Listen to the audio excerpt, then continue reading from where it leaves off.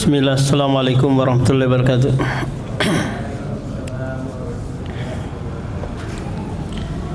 Alhamdulillah, salatu wassalamu ala rasulillah wa ala alihi wa sahbihi wa sallama taslima. An Ya'la ibnu Umayyah radhiyallahu anhu qala tafa muttabi'an bi burdin akhdar rawahul khamsatu illa an-Nasa'i wa sahahu Tirmidzi. Dari Ya'la bin Umayyah berkata, Nabi SAW tawaf muttabi'an dalam keadaan ittiba. Ittiba itu Pak, menampakkan pundak kanan dan menutup pundak kiri. Ini merupakan sunnah tak kala seorang itu apa Pak? Tawaf di Ka'bah. Selesai tawaf nanti biasa lagi kembali seperti biasa. Begitu juga nanti di saat dia apa? Di saat sa'i. Jadi itba ini hanya apa? Hanya ketika tawaf. Agar memudahkan tawaf, sekaligus juga memudahkan tangan kanannya nanti berisyarat. Tak kala dia tidak bisa menyentuh atau mencium Hajar Aswad. Biburdin akhdar, dengan memakai pakaian burdah yang berwarna hijau. Menunjukkan bahwa orang yang tawaf boleh pakaian ihramnya hitam, hijau atau warna-warna yang lain. Tapi yang lebih afdol adalah warna putih. Karena Rasulullah bersabda, ilbasu min siyabikumul abiyad. Pakailah pakaian warna putih, fa innaha min khiyari siyabikum. Karena itu pakaian yang terbaik. Nah, kita rata-rata orang Indonesia kain ihramnya atau Pak warna putih ya. Kalau dari negeri-negeri yang lain ya ada yang warna biru, ada yang warna macam-macam sesuai dengan keinginan mereka. Anas radhiyallahu anhu qala kana yuhillu minnal muhillu fala yunkaru alaihi wa yukabbiru minnal mukabbiru fala yunkaru alaihi, muttafaqun alaih. Dari Anas bin Malik menceritakan, adalah kami takala ihram umroh ataukah haji, di antara kami itu ada yang bertalbiyah, ada pula yang bertakbir. Dan kedua-duanya tidak ada yang mengingkari. Dalam artian yang bertalbiyah silakan, yang bertakbir pula silakan. Labbaik Allahumma labbaik, ini apa Pak? Talbiyah. Allahu Akbar, la ilaha illallah, wallahu akbar, ini apa? Takbir. Maka tidak ada yang mengingkari, menunjukkan ini adalah takrir, pembenaran dari Nabi tentang perbuatan tersebut. Kapan berhentinya nanti talbiyah? Nanti akan dijelaskan Pak. Ada hadis yang membahas ini. Kapan berhenti talbiyah kemudian mengganti dengan takbir? Nanti akan ada. Ani bin Abbas radhiyallahu anhu maqala ba'asani Rasulullahi fi saqali aw qala fi dha'afati min jam'in bilailin. Dari Abdullah bin Abbas berkata, Rasulullah mengutusku untuk mengurusi orang-orang yang sulit membawa barang atau orang-orang yang lemah. Min jam'in ay min Muzdalifah bilailin, di malam hari. Hadis ini menyebutkan tentang pengecualian bagi mereka yang mengalami kesulitan untuk bermalam di Muzdalifah. Padahal bermalam di Muzdalifah itu Pak, hukumnya apa? Wajib. Paham? Dibolehkan bagi mereka yang sudah tua mungkin kesulitan untuk singgah lagi bermalam di Muzdalifah, silakan apa? Lanjut singgah sebentar kemudian lanjut menuju Mina. Dari Arafah singgah sebentar, kemudian lanjut ke Mina. Wa an Aisyah radhiyallahu anha qalat ista'dzanat Saudatu Rasulullah Lailatal Muzdalifati an tadfa'a qablahu wa kana sabatan ta'ni saqilatan fa'adzina laha muttafaqun alaihima.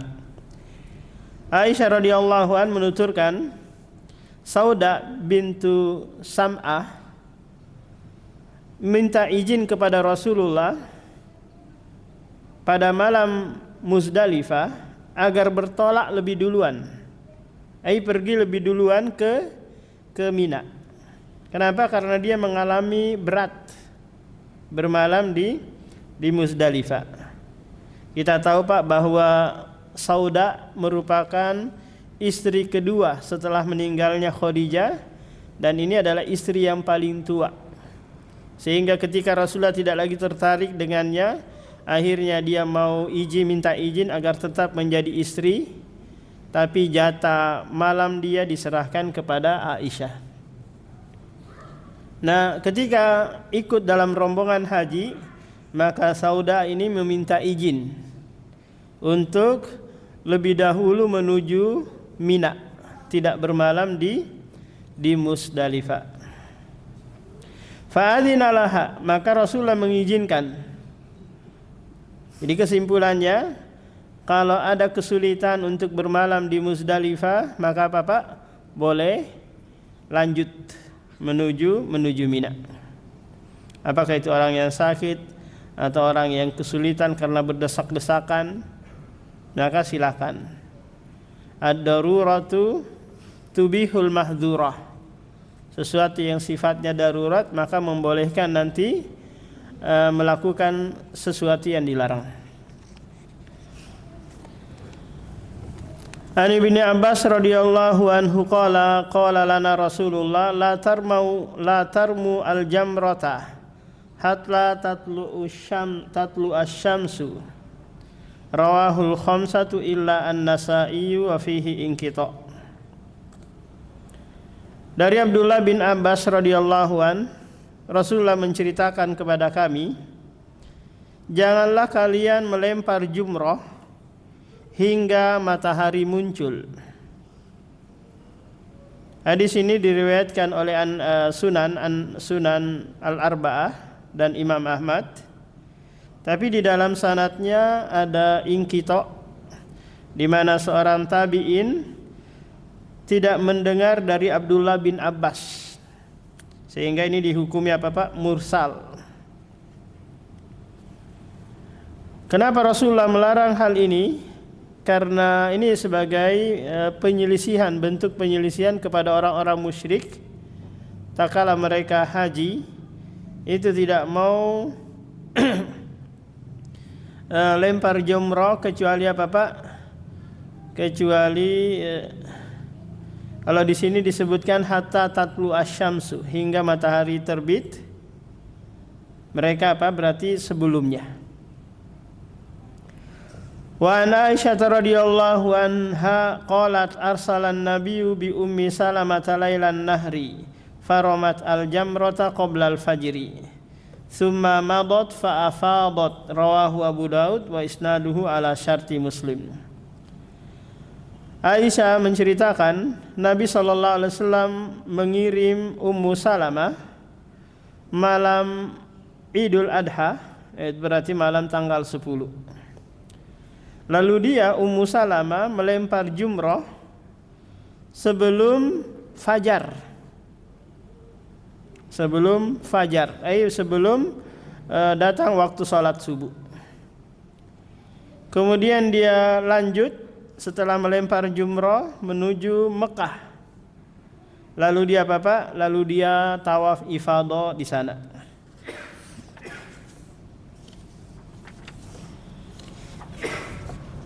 An Urwata bin Mudarrisin qala Rasulullah man syahida salatana hadhihi yakni bil Muzdalifati fawaqafa ma'ana hatta nadfa'a wa qad waqafa bi Arafah qabla dhalik lailan aw naharon faqad tamma hajjuhu wa qada nafasahu.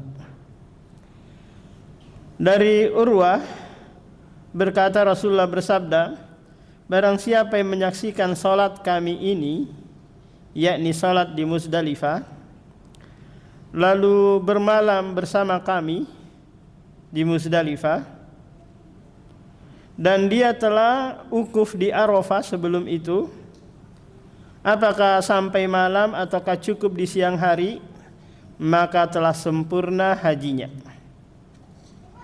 dan dia halal baginya untuk melakukan hal yang diharamkan di saat ihram. Nah, hadis ini menyebutkan dua perbuatan haji, Pak. Yang pertama bermalam di Muzdalifah, yang kedua wukuf di Arafah. Para ulama berselisih tentang apakah bermalam di Muzdalifah itu hukumnya wajib ataukah sunnah. Permasalahan yang kedua lagi adalah apakah wukuf di Arafah itu hukumnya wajib sampai malam, sampai maghrib datang, ataukah bisa sebelum maghrib Arafah ditinggalkan. Karena di sini Rasulullah menyebutkan lailan au naharo, sampai malam, yaitu sampai maghrib datang, ataukah bisa sampai siang hari saja. Nah, ini yang jadi permasalahan di antara para ulama. Ada yang mengatakan bahwa harus sampai maghrib. Wukufnya apa, Pak? Harus sampai maghrib. Kalau dia keluar dari Arafah sebelum maghrib, maka dia harus bayar dam. Harus bayar dam, menyembelih seekor kambing. Ini bagi mereka yang mengatakan apa? Wajib wukuf di Arafah sampai apa? Sampai terbenam matahari. Adapun mazhab Syafi'i mengatakan, ini yang banyak dipakai warga Indonesia, Pak, bahwa wukuf itu enggak mesti harus sampai matahari terbenam. Bisa sampai asar saja. Setelah itu beranjak menuju Muzdalifah. Kenapa? Karena Rasulullah tadi menyebutkan sampai malam ataukah siang saja. Nah, ini yang jadi letak permasalahan di sini. Karena Rasulullah menyebutkan bahwa sempurna hajinya meskipun wukufnya sampai asar saja atau sampai siang. Tapi yang lebih dekat pada kebenaran, karena ini adalah praktek Rasulullah langsung, bahwa wukuf di Arafah itu, Pak, sampai malam atau sampai maghrib.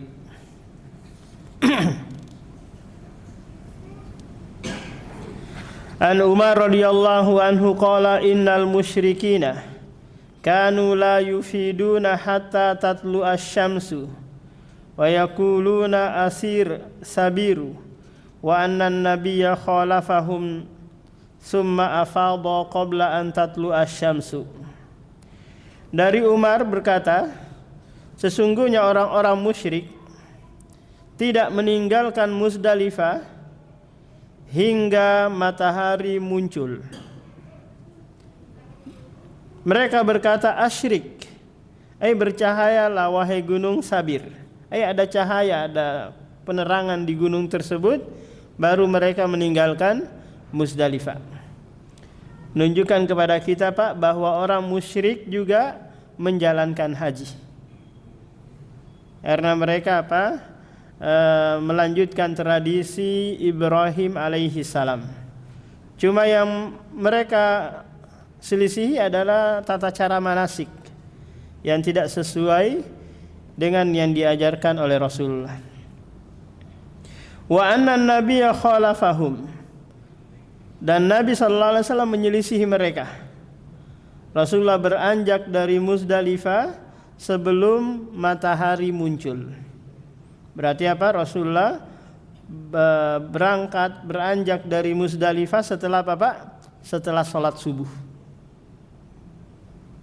Karena kita tahu Pak, waktu fajar, waktu subuh, sama waktu syuruk. Paham? Waktu syuruk. Fajar waktu subuh, kemudian setelah itu matahari langit sudah mulai putih, tapi belum ada kekuning-kuningan, masih putih menyebar permukaan langit. Setelah itu mulai muncul matahari. Nah, ketika muncul matahari inilah baru orang-orang musyrik meninggalkan Muzdalifah. An Ibni Abbas radhiyallahu an wa Usamah bin Zaidin radhiyallahu anhum qala lam yazalin nabiyyu yulabbi hatta rama jamratal aqabah. Dari Abdullah bin Abbas dan Usamah bin Zaid menceritakan Nabi sallallahu alaihi wasallam senantiasa bertalbiyah dengan ucapannya apa Pak? Labbaik Allahumma labbaik. Sampai Rasulullah melempar jamrul aqabah, yaitu di tanggal 10. Para ulama berselisih memahami perkataan Ibnu Abbas ini Pak. Kapan mulai berhenti? Apakah saat start Romyu ataukah selesai Romyu baru baru berhenti? Ini yang letak permasalahan mereka. Sehingga yang lebih kuat dalam hal ini Pak, ketika kita mulai mau start melempar jumroh, maka di situ stop talbiyah. Karena nanti kita mau mengucapkan takbir Allahu Akbar. Setiap kali lemparan batu mengucapkan takbir. Setelah itu baru nanti diganti dengan takbir Allahu Akbar, Allahu Akbar, la ilaha illallah wallahu akbar. Nah, An Abdullah bin Mas'ud radhiyallahu anhu qala annahu ja'ala al-baita an yasarihi wa mina an yaminihi wa rama al-jamrata bi sab'i hasayatin wa qala hadha maqamul ladzi unzilat alaihi suratul Baqarah. Muttafaqun alaih. Dari Abdullah bin Mas'ud menceritakan bahwasanya dia takala romyu jamra aqabah menjadikan Ka'bah di sebelah kirinya dan Mina di sebelah kanannya. Berarti kalau ini jamra aqabah, berarti posisinya ke sana Pak. Paham? Karena sebelah kirinya Ka'bah, sebelah kanannya Mina. Ini merupakan sunnah kalau memungkinkan. Karena apalagi pas haji itu Pak desak-desakan. Kalau memungkinkan menjalankan ini silakan, kalau enggak ya cari tempat yang kita leluasa untuk romyu. Waroma al-jamro, dan dia melempar jamro dengan 7 batu kecil. Dan sambil berkata, hadza maqam, ini adalah tempat yang diturunkan padanya surah Al-Baqarah.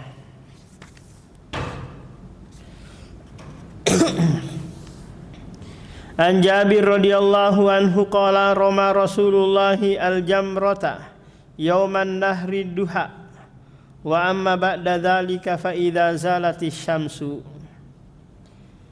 Dari Jabir menceritakan Rasulullah melempar jumrah itu di tanggal 10 atau hari Idul Kurban di waktu duha.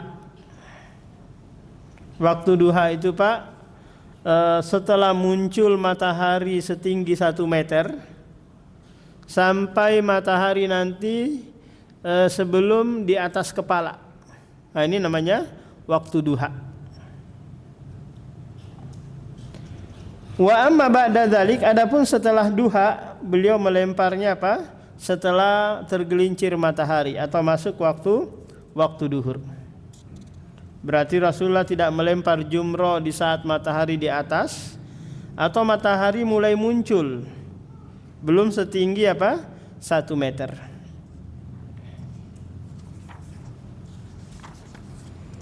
Ini kalau memungkinkan.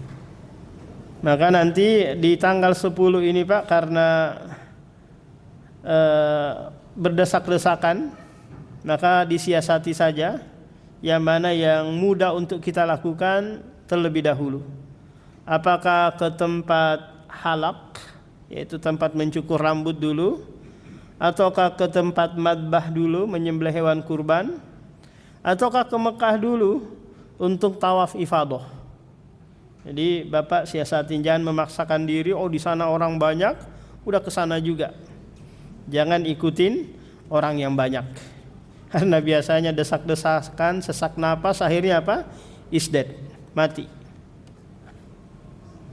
Karena kondisi yang begitu padat, jutaan kaum muslimin dari berbagai negara datang berkumpul. Belum lagi kita orang Indonesia Pak, fisiknya pendek-pendek ya. Ketemu orang Afrika, ketemu orang Iran, Uzbekistan, macam-macam yang tinggi-tinggi itu, selesai kita disiku sana sini. Akhirnya kita ini bisa sakit. An Ibnu Umar radhiyallahu anhuma annahu kana yarmil jamrata dunya bisabi hasayati yukabbiru ala isri kulli hasatin. Dari Abdullah bin Umar radhiyallahu an, bahwasanya dia melempar jumrah.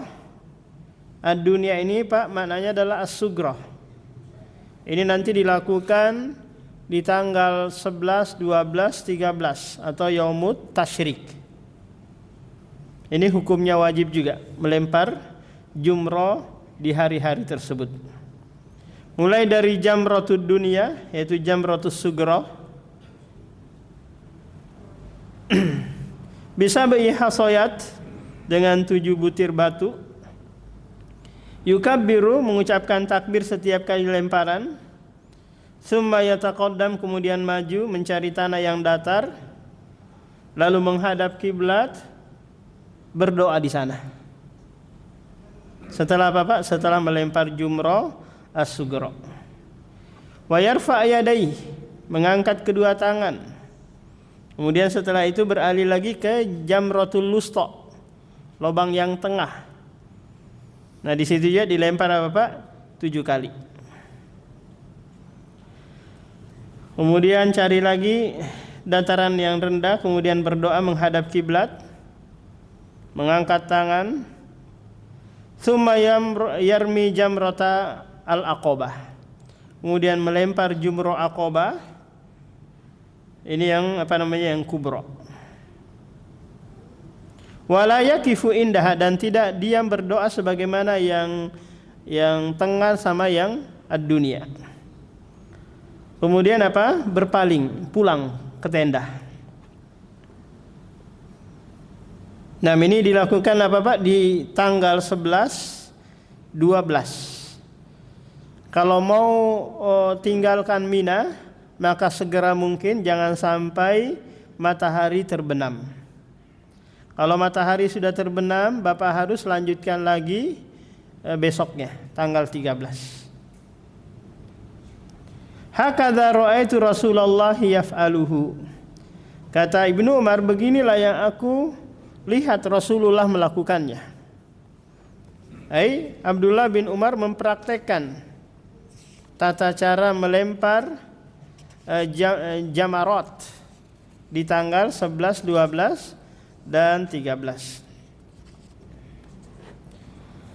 An Ibnu Umar radhiyallahu anhuma anna Rasulullah qala Allahumma arham al-muhallikina.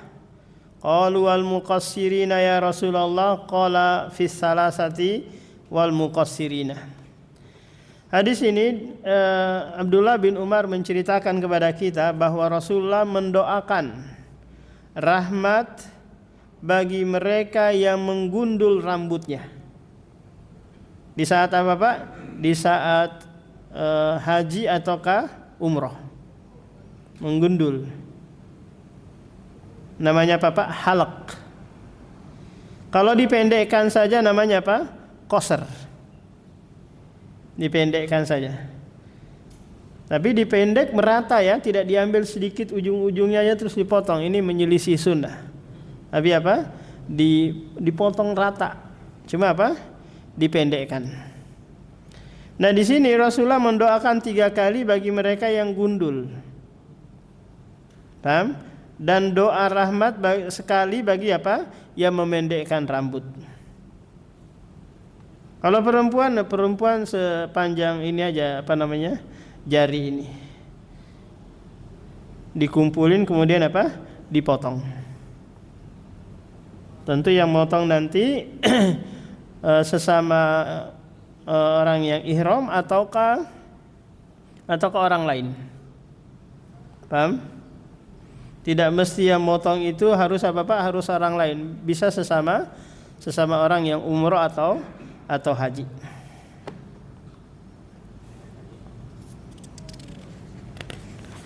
Jadi halaq atau qasar ini hukumnya wajib bagi bagi mereka yang melaksanakan haji dan umroh. Nah, setelah melakukan ini nanti maka dia tahallul sughra.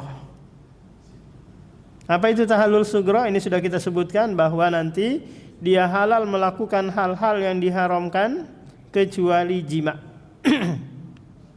Dia boleh memakai kain biasa melepas kain ihramnya. Dia boleh juga memakai minyak wangi dan seterusnya. An Abdullah bin Amr bin As radhiyallahu anhuma anna Rasulullah waqafa fi hajjatil wada' faja'alu yas'alunahu faqala rajul lam ash'ur fahalaqtu qabla an azbah. Dari Abdullah bin Amr bin As, Rasulullah berdiam pada saat haji wada' agar nanti kaum muslimin menanyakan perihal manasik haji mereka kepada Rasulullah. Akhirnya apa? Mereka datang bertanya. Ada di antara sahabat yang bertanya, "Wahai Rasulullah, aku tidak merasa. Aku cukur rambut duluan sebelum menyembelih hewan kurban." Berarti apa Pak? Dia gundul dulu baru menyembelih kurban. Lantas Rasulullah menjawab, "Idbah, sembelihlah hewan kurban, tidak ada dosa bagimu." Lalu datang lagi yang lain bertanya, "Lam asyur, aku tidak merasa wahai Rasulullah, nahartu qabla an armiya, aku sembelih hewan kurbanku sebelum aku melempar jumroh." Kata Rasulullah, "Irmi, lemparlah, tidak ada dosa bagimu."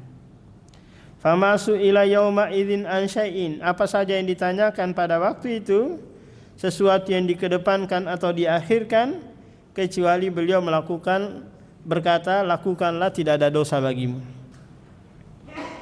Menunjukkan apa Pak? Di tanggal 10 Zulhijjah 4 hal yang dilakukan tadi itu boleh yang mana saja yang didahulukan. Apa 4 hal itu Pak? Yang pertama romyu, jamra al-aqabah. Yang kedua menyembelih hewan kurban. Yang ketiga mencukur rambut, memendekkan atau membotak. Kemudian yang ketiga tawaf ifadah. Keempat ini boleh yang mana saja didahulukan. Tapi kalau mau berurutan lebih bagus lagi. Apa urutan? Melempar dulu, baru setelah itu menyembelih hewan kurban, baru setelah itu apa Pak? Mencukur rambut. Kemudian baru pergi ke Makkah untuk tawaf ifadah. Tapi kalau Bapak, saya agak sulit Ustaz kalau langsung ke lempar jumroh ini. Saya mau ke Ka'bah saja, ke Masjidil Haram untuk tawaf, ya silakan. Atau dia mau langsung ke nyembelih hewan kurban dulu karena mau merasakan hewan kurbannya, maka juga silakan.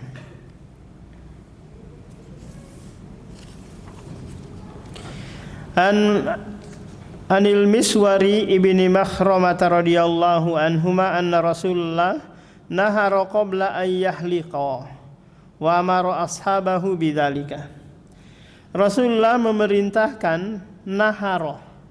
Naharo itu Pak menyembelih onta sebelum mencukur rambut.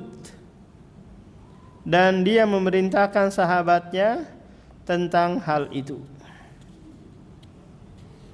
Nah, ini juga yang dilakukan oleh Rasulullah di saat apa? Beliau hajatul wada, atau di saat beliau dihisor, dikepung sehingga tidak bisa melaksanakan haji di tahun ke-6 Hijriah. Sehingga terjadilah perjanjian Hudaybiyah yang orang musyrik melarang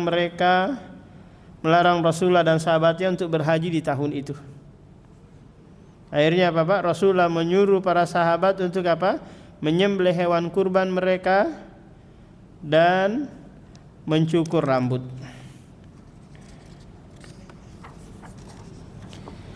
Wa an Aisyah radhiyallahu anha qalat qala Rasulullah idza ramaitum wa halaqtum faqad halalakumut tiba wa kullu syai'in illa nisa. Apabila kalian telah melempar jumrah dan telah mencukur rambut, maka sungguh kalian telah halal untuk memakai minyak wangi dan segala yang diharamkan kecuali menjima istri.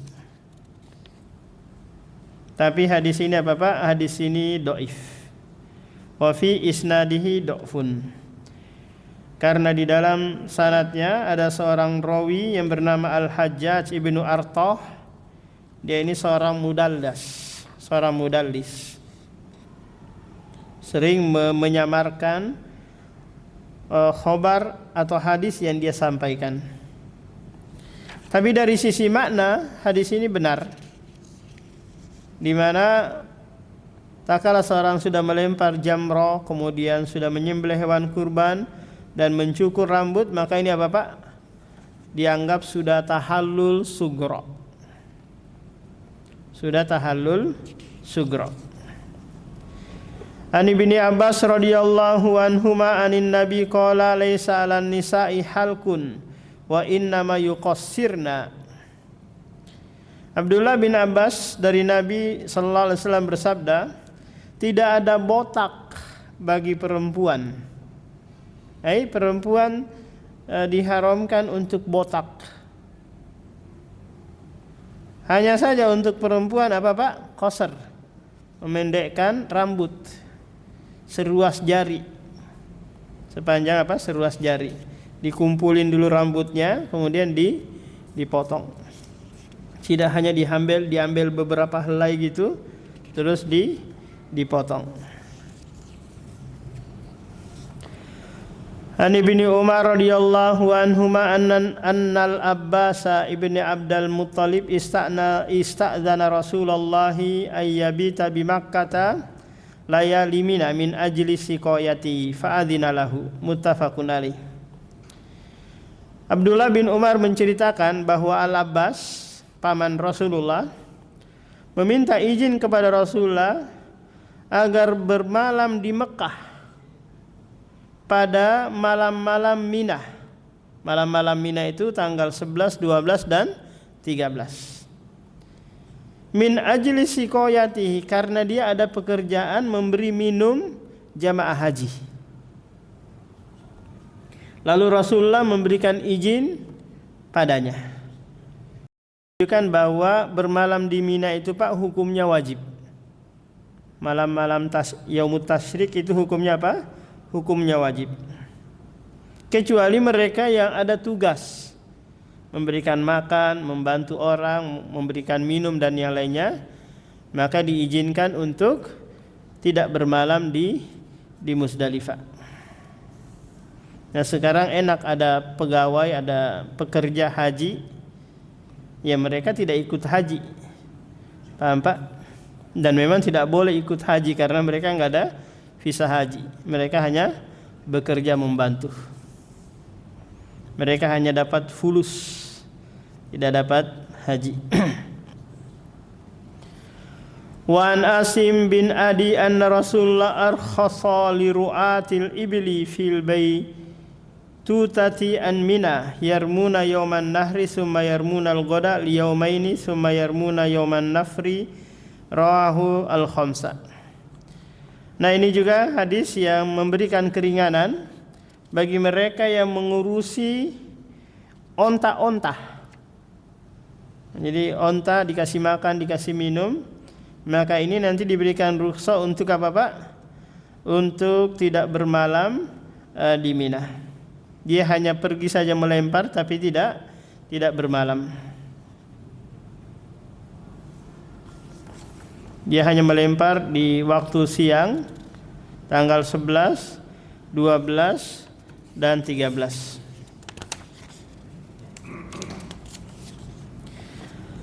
An Abi Bakrata radhiyallahu anhu qala khatabana Rasulullah yauman nahri. Abu Bakrah menceritakan Rasulullah berkhutbah pada hari Nahr. Nahr tanggal 10 atau hari Idul Adha. Rasulullah berkhutbah menyampaikan pesan kepada jamaah haji. Berarti Rasulullah Pak takala hajatul wada'nya 2 kali berkhutbah. Berkhutbah di saat di Arafah dan berkhutbah di saat Idul Adha. Ansarra binti Nabhana qalat khatabana Rasulullah yaumar ru'usi faqala alaysa hadza awsatu ayyami at-tasyrik. Nah, ini juga Rasulullah berkhutbah di pertengahan ayyamut tasyrik. Pertengahan berarti apa? Di tanggal 12. Atau bisa juga ada juga yang menafsirkan di tanggal 11 Zulhijjah. Nah, di sini menyebutkan bahwa disyariatkan untuk berkhutbah di hari-hari tasyrik di Mina. Apakah itu di tanggal 11 ataukah di tanggal 12? Ana Aisyah radhiyallahu anha anna nabiyya qala laha tawafuki bil baiti wa bainas safa wal marwati yakfiki li hajjiki wa umratiki. Nabi sallallahu alaihi wasallam berkata kepada Aisyah, tawafmu di Ka'bah dan sa'imu antara Safa dan Marwah itu cukup untuk haji dan umrohmu. Ini bagi apa Pak? Bagi mereka yang melaksanakan haji qiron. Paham? Melaksanakan haji qiron. Cukup 1 kali tawaf dan cukup 1 kali sa'i. Beda dengan haji tamattu. Sa'inya 2 kali, tawafnya 2 kali. Tawaf untuk umroh, tawaf untuk haji, sa'i untuk umroh dan sa'i untuk haji. Nah, demikian Pak, ada yang bertanyakan?